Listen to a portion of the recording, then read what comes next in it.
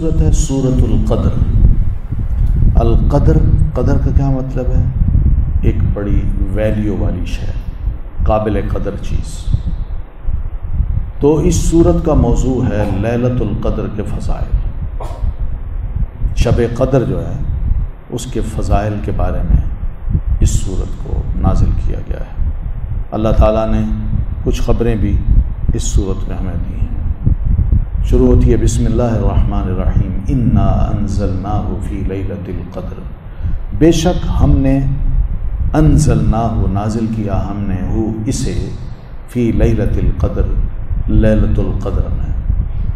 تو یہ اللہ کی طرف سے سب سے پہلی ہمیں اطلاع ہے کہ قرآن مجید کو میں نے لیلۃ القدر میں نازل کیا۔ انا انزلناہ فی لیلۃ القدر، تو قدر کیا ہے؟ یعنی ایک بڑی شان والی رات، قابل قدر۔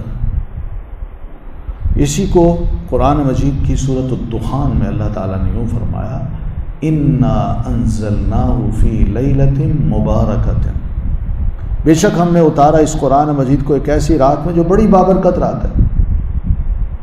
تو یہ کیسے اتارا ہے؟ سیدنا ابن عباس رضی اللہ تعالیٰ عنہما فرماتے ہیں کہ انزل اللہ القرآن جملۃ واحدۃ من اللوح المحفوظ الی بیت العزۃ من السماء الدنیا، کہ اللہ تعالیٰ نے پورے قرآن کو ایک ہی بار لوح محفوظ سے اس آسمان دنیا میں ایک بیت العزت ہے اس میں اتارا ہے۔ اور یہ بیت العزہ جو ہے نا، نیچے خانہ کعبہ ہے، بالکل اسی کے اوپر، آسمان کے اوپر بالکل اسی کے برابر آسمان پہ وہ فرشتوں کا بیت العزہ ہے، وہ ان کا خانہ کعبہ ہے۔ تو یہاں پر پورا قرآن مجید اس آسمان پہ نازل ہوا لوح محفوظ سے، پھر یہاں سے ثم نزل مفصلا، پھر تھوڑا تھوڑا کر کے نبی علیہ الصلوۃ والتسلیم پر یہاں سے نازل کیا گیا۔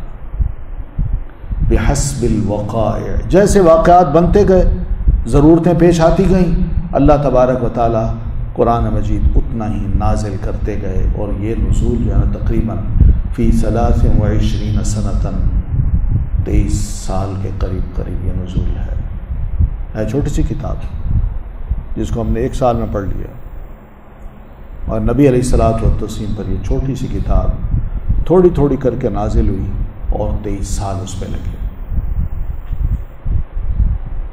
ٹھیک ہے، تو نزول میں یہی ہوتا تھا کہ جو اتر رہا ہے اس کو سمجھ لیں، اس کو جانیں، پھر اس پر عمل کریں، پریکٹس کریں، جو غلطی ہو اس کی اصلاح بھی ہوتی ہے۔ تو اس طرح ایک ایک صحابی قرآن مجید کی تعلیم یوں حاصل کر بیٹھا کہ جو سنتا، پڑھتا، اس پر عمل کرتا، اس کو یاد ہو جاتا۔ اور یہ آسان ہے، حقیقت ہے، یہی طریقہ ہے علم کو حاصل کرنے کا۔ آپ کچھ بھی پڑھ لیں، جب تک اس پہ عمل نہیں ہوتا آپ کو یاد نہیں ہوگا، لیکن جب آپ عمل کریں گے نا تو عمل کے بعد آپ کو وہ چیز اتنی یاد ہوگی، چاہے وہ کتابوں میں غلط لکھی ہو، آپ اس کو درست کر سکتے ہیں کہ اس نے غلط لکھا ہے، اصل بات یہ ہے۔ تو یہ اتنی پختہ چیز ہے۔ تو انا انزلناہ فی لیلۃ القدر، کہ ہم نے نازل کیا اس قرآن مجید کو لیلۃ القدر میں۔ ٹھیک ہے، تو اللہ تعالیٰ نے بہرحال لیلۃ القدر میں قرآن کو نازل کیا، یہی ثبوت ہی ہمارے لیے کافی ہے۔ وما ادراک ما لیلۃ القدر۔ اچھا، انزلنا اور تنزیل قرآن کے لیے 2 لفظ استعمال ہوئے۔ انزلہ کا مطلب ہوتا ہے ایک ہی دفعہ نازل کر دینا، اور تنزیل کا مطلب ہوتا ہے تھوڑا تھوڑا نازل کرنا۔ تو انزلنا میں ایک ہی بار لوح محفوظ سے اس آسمان پہ نازل کیا گیا پورا قرآن مجید جو اس وقت ہمارے پاس ہے۔ پھر یہاں سے جو ضرورت پڑی اسی کے مطابق نبی علیہ الصلوۃ والتسلیم پر نازل ہوتا رہا۔ تو یہ جو تھوڑا تھوڑا نازل ہوا ہے اس کو کہتے ہیں تنزیل، اور پہلی بار جو اکٹھا نازل ہوا ہے اس کو کہتے ہیں انزال۔ سمجھ آ گئی؟ تو انزلناہ اور نزلناہ تنزیلا، دونوں میں یہ فرق ہے۔ انزلناہ ایک نازل کیا، اور نزلناہ تنزیلا تھوڑا تھوڑا کر کے ضرورت کے مطابق نازل کیا۔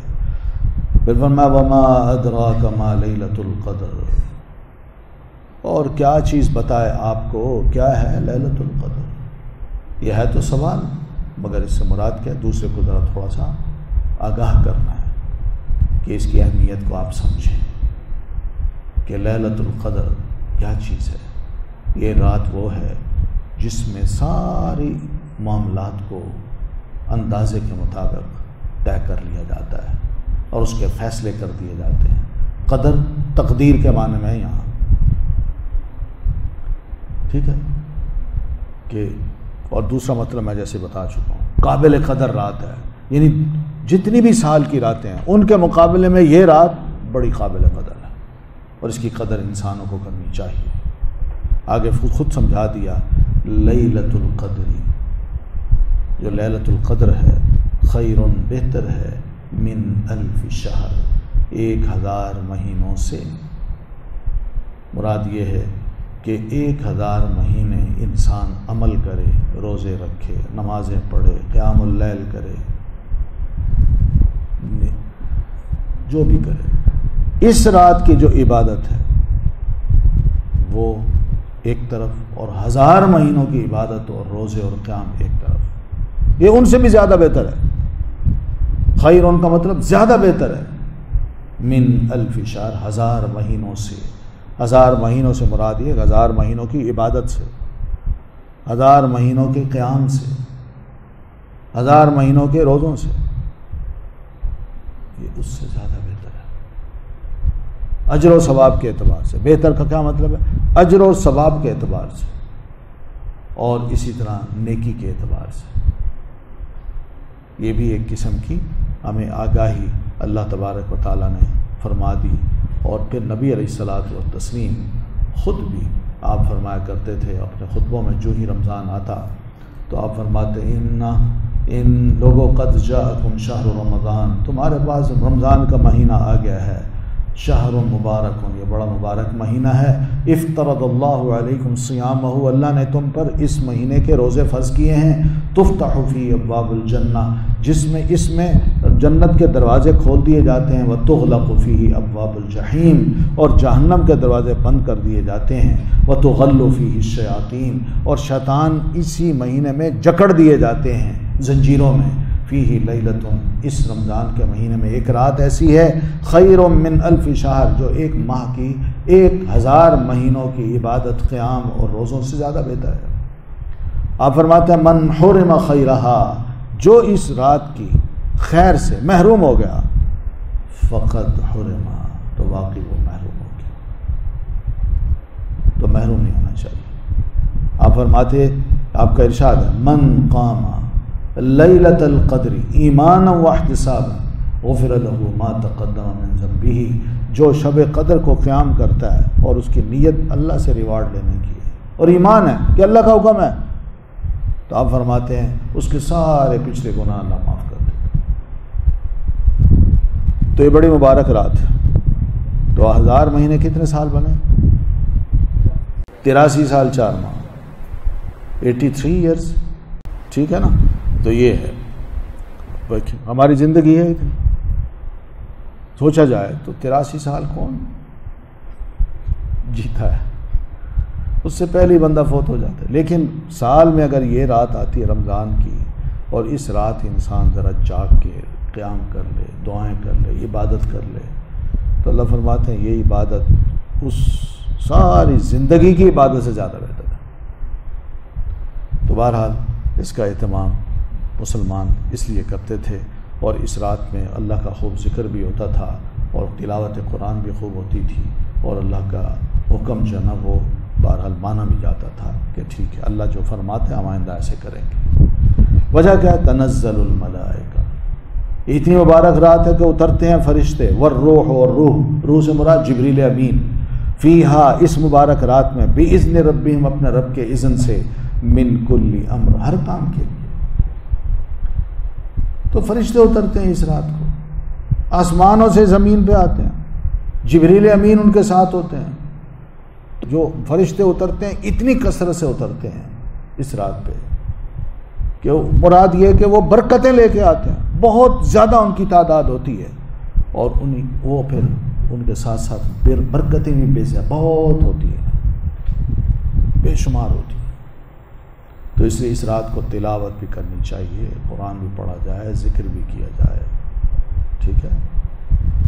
تو بعض علماء نے تو اس کا مفہوم یہ لکھا ہے تنزل الملائکہ، یعنی یہ کنکر جو ہے نا، ریت کے ذرے، ان کی تعداد اگر آپ شمار کر سکتے ہو تو اتنی تعداد کے مطابق فرشتے جو ہے نا آسمان سے نازل ہوتے ہیں بکثرت. پھر من کل امر، ہر حکام کے لیے. یہ کام کیا ہے کہ یہ سال ہے، اس سال میں کون کون سے فیصلے کرنے ہیں، تو یہ فیصلے وہ لے کے اترتے ہیں اور اللہ تعالیٰ لے کے ان کو دے کے بھیجتا ہے. پھر وہ امپلیمنٹ ہونا شروع ہو جاتے ہیں اپنے وقت پر. سلام، سلامتی ہے، یہ رات سلامتی کی ہے. ٹھیک ہے، سلام، یہ رات سلامتی کی ہے. ساری کی ساری، یعنی غروب آفتاب سے لے کر طلوع فجر تک یہ ساری کی ساری رات سلامتی ہی سلامتی ہے. اس میں کوئی شر نہیں ہوتا، خیر ہی خیر ہوتی ہے. اور کب تک ہوتی ہے؟ ہیا حتی مطلع الفجر، یعنی یہ رات جو ہے نا جہاں تک کہ طلوع ہو جائے فجر، یعنی فجر کے طلوع ہونے تک ہر حکم سلامتی کا ہی ہوتا ہے. تو اس سلامتی کے حکم کو ہم لینا چاہتے ہیں اپنے لیے، تو اس کا طریقہ یہ بھی اس رات کو انسان جا کے عبادت کرے. ٹھیک ہے. تو بہرحال اس سلسلے میں بہت سی احادیث ہیں، آپ کو اس رات کی قدر کا پتہ چل جائے گا. تو شب قدر کی اہمیت کے بارے میں اللہ تعالیٰ نے اس صورت کو نازل فرمایا ہے. اب یہ سلام کی بات ہم نے پڑھی ہے، سلام ہی حتی مطلع الفجر. اس کا فائدہ کیا ہے؟ یہی کہ انسان اللہ کی عبادت میں لگ جائے تو سلامتی سلامتی. لیکن اگر لڑائی جھگڑوں میں، آرگومنٹس میں انسان جب پڑتا ہے نا تو پھر بہت سی محرومیاں بھی ہو جاتی ہیں. صحیح بخاری میں امام بخاری رحمۃ اللہ علیہ نے سیدنا عبادہ بن الصامت رضی اللہ تعالیٰ عنہ سے روایت کی ہے کہ خرج رسول اللہ صلی اللہ علیہ وسلم لیخبر الناس بلیلۃ القدر. آپ صلی اللہ علیہ وسلم اپنے گھر سے نکلے، مسجد میں جو صحابہ بیٹھے ہوئے تھے، آپ چاہتے تھے کہ ان کو میں بتاؤں کہ لیلۃ القدر کون سی رات ہے. فتلاحى رجلان من المسلمین، تو وہاں دو آدمی بیٹھے ہوئے تھے، وہ آپس میں لڑ پڑے، آرگومنٹ شروع ہو گئیں، آوازیں اونچی ہو گئیں. نتیجہ کیا نکلا؟ وہ رات جو آپ کو بتائی گئی تھی کہ یہ رات ہے، وہ ذہن سے اٹھا لی گئی، آپ کو یاد نہیں رہی.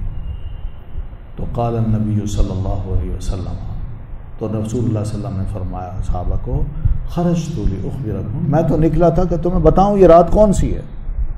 فتلاحى فلان و فلان، مگر دو بندے فلاں اور فلاں آپس میں آرگومنٹس کرنے لگے اور ان کی آواز اونچی ہونے شروع ہوئی. وإنها رفعت، اب یہ میرے دماغ سے اٹھا لی گئی ہے، مجھے یاد نہیں ہے کون سی رات ہے. وعسى أن يكون خيرا لكم، یہ اللہ کا اٹھانا بھی شاید تمہارے لیے بہتر ہو. فالتمسوها، تو بس اس رات کو تم تلاش کرو. فی التاسعۃ، 29ویں رات میں، والسابعۃ، اور 27ویں رات میں، والخامسۃ، اور 25ویں رات میں. اب بتائیے یہ حدیث ہے، کیا پتہ چلا؟ کہ معمولی سا بھی اختلاف یا جھگڑا یا مخالفت ہے، یہ مومنوں کے درمیان اگر ہو تو یہ سب سے بڑا شر ہے. اللہ تعالیٰ اس شر کی وجہ سے بہت بڑی خیر بھی اٹھا لیتا ہے. یہ چیز ہے اصل، یہ چیز سمجھنے کی ہوئی ہے. وہ سلام و نہیا والی بات نہیں رہتی تھی، بڑی خیر اللہ اٹھا لیتا ہے. تو اس چیز کو بھی ذرا تھوڑا سا نا غور کرنا چاہیے. پرٹیکولرلی اپنے گھر کو بڑا خوبصورت بنائیں، وہاں آوازیں اونچی نہ ہوں، وہاں ایک دوسرے کا احترام ہو. والدین ہیں، اولاد ہیں، بڑے بھائی ہیں، چھوٹے بھائی ہیں، بہن بھائی ہیں، سب ماحول کو اتنا اچھا بنائیں کہ آرگومنٹس، لڑائیاں، آوازیں اونچی یہ نہ ہوں. اور پھر مسجدیں تو زیادہ حق رکھتی ہیں، اور ہماری آوازیں زیادہ تر یہیں بلند ہوتی ہیں، یا گھروں میں یا گھر سے باہر مسجد میں. اور بازار میں ہم بڑے شریف بن کے چلتے ہیں، وہاں ہم نہیں لڑتے. پتہ ہے نا کسی سے لڑائی لڑی تو اس نے بھی دو چار لگا دیں. بندے کا روب وہاں چلتا ہے جو ہاتھ دوسرا مروب ہو، جس کو دبا سکے، اور وہ یہی مسجد ہے یا گھر ہے۔ تو یہاں پر کوشش یہی انسان کرے کہ کوئی ایسے کام نہ ہوں جس سے شر آئے اور اس کی جگہ خیر جو ہے نا وہ اٹھ جائے۔ ٹھیک ہے۔